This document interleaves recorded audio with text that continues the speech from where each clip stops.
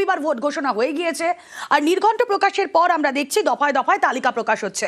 আমরা নজর রাখবো শুরুতেই তাই বিজেপির হেভিওয়েট সেকেন্ড লিস্টের দিকে। 26-এর দ্বিতীয় প্রার্থী তালিকা, বিজেপির দ্বিতীয় প্রার্থী তালিকায় 111 জনের নাম, 111 জনের নাম ঘোষণা বিজেপির তালিকায়। একাধিক হেভিওয়েট প্রার্থী যেমন রয়েছেন অর্জুন, তাপস, রূপা, নিশি, দিব্যেন্দু, খড়গপুর সদরের বদলে হাওড়া, শ্যামপুরে হিরণ, এরকম অনেকগুলো নতুন নতুন কম্বিনেশন আমরা দেখতে পাচ্ছি। এই প্রার্থী তালিকা সম্পর্কে ইন ডিটেল জানবো, প্রতিনিধি সুস্মিতা রয়েছেন সঙ্গে। সুস্মিতা,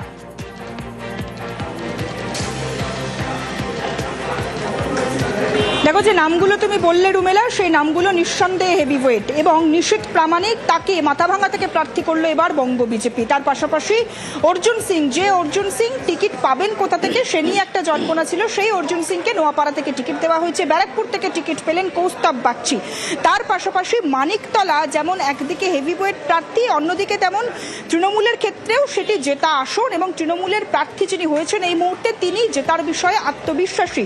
সেই কেন্দ্রে তৃণমূলকে টক্কর দিতে বিজেপির তুরুপের তাস তৃণমূল থেকে বিজেপিতে আসা তাপস রায়। অন্যদিকে রূপা গঙ্গোপাধ্যায়, তাকে সোনারপুর দক্ষিণ কাশীপুর বেলগাছিয়া থেকে রিতেশ তিওয়ারি, একাধিক নামকে সামনে আনা হয়েছে। হিরণ চট্টোপাধ্যায় যিনি বর্তমান বিধায়ক খড়গপুর সদর থেকে, তাকে সরিয়ে আনা হয়েছে হাওড়ার শ্যামপুরে। সুতরাং গোটা বিষয়টি মিলিয়েই বিজেপির দুটি বিষয় অন্তত আজকের যে 111 জনের প্রার্থী তালিকা প্রকাশ করেছে বঙ্গ বিজেপি, সেখানে স্পষ্ট। প্রথম, যে বিজেপি যে মুখগুলিকে এনেছে মূলত তারা বেশিরভাগ ক্ষেত্রেই তারা বিজেপির পুরনো কর্মী, অর্থাৎ পুরনো এবং বিজেপিতে আস্থা রেখে চলা, বিজেপির হয়ে 365 দিন মাঠে ময়দানে কাজ করা কর্মী।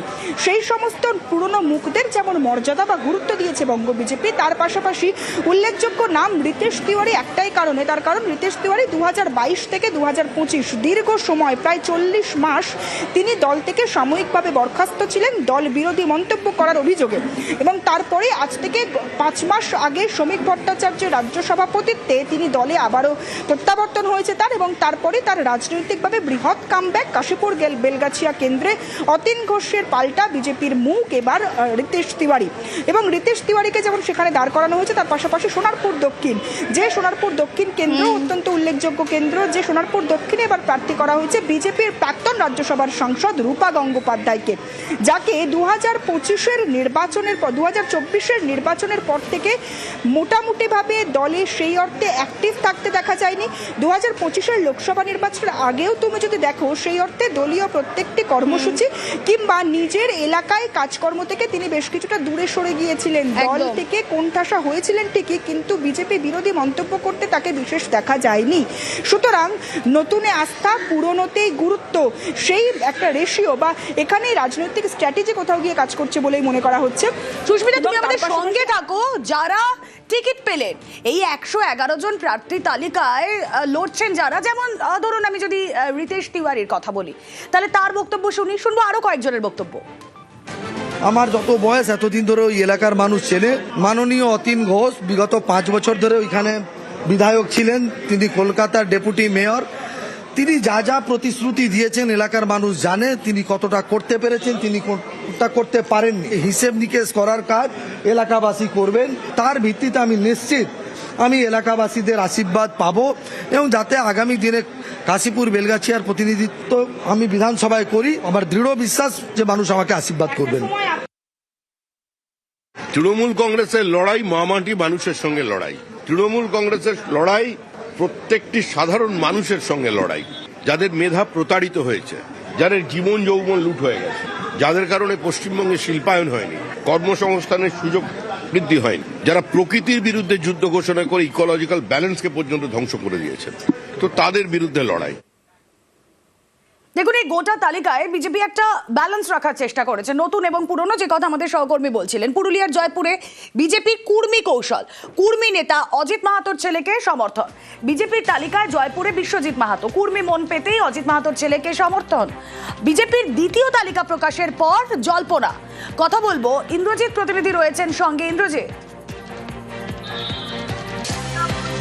দেখো একেবারেই তাই, তার কারণ এই জেলাতে কুর্মী ভোট একটা ফ্যাক্টর এবং সেই কথা চিন্তা করে বিজেপি প্রার্থী তালিকাতে একেবারেই জয়পুর বিধানসভা কেন্দ্রে দ্বিতীয়বার যে তালিকা প্রকাশ করা হয়েছে তাতে দেখা যাচ্ছে মুখ্য উপদেষ্টা আদিবাসী কুর্মী সমাজের তার ছেলে বিশ্বজিৎ মাহাতোর নাম দেখা যাচ্ছে, তাকে সমর্থন করবে বিজেপি এবং এই কেন্দ্রে একেবারে আদিবাসী কুর্মী সমাজের প্রতিনিধি লড়াই করবে এবং তার মূল যে লক্ষ্য আমরা যেটা বুঝতে পারছি একেবারেই কুর্মীদের ভোট পেতেই, বাকি কেন্দ্রগুলির ক্ষেত্রেও কুর্মীদের ভোট পেতেই এই একেবারে মাস্টার স্ট্রোক বিজেপির বলা যেতে পারে।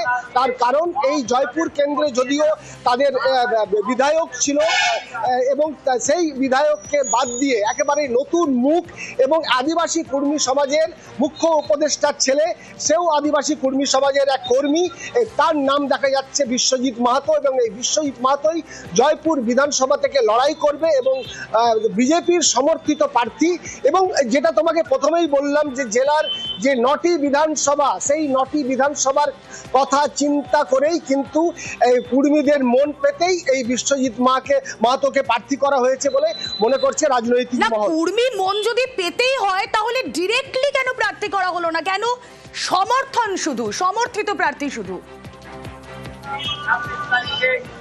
দেখো যেটা শোনা যাচ্ছে যে বেশ কিছু কুর্মী আন্দোলনের সময় বেশ কিছু মন্তব্য করেছিল এবং সেই মন্তব্যের যদি অন্যরকম প্রতিক্রিয়া যাতে না হয় বা বিষয়টি এখনো চূড়ান্ত, আমরা মুখ্য উপদেষ্টা অজিত মাহাতোর সাথে কথা বলেছিলাম, তিনি স্পষ্ট জানিয়েছেন যে এখনো চূড়ান্ত সিদ্ধান্ত হয়নি, তবে বিজেপি সমর্থিত প্রার্থী এই মুহূর্তে আমরা বলছি, পরে আগামী দিনে কি হবে তা এখনো বলা সম্ভব নয়, কেন অনেকগুলো দিন বাকি আছে।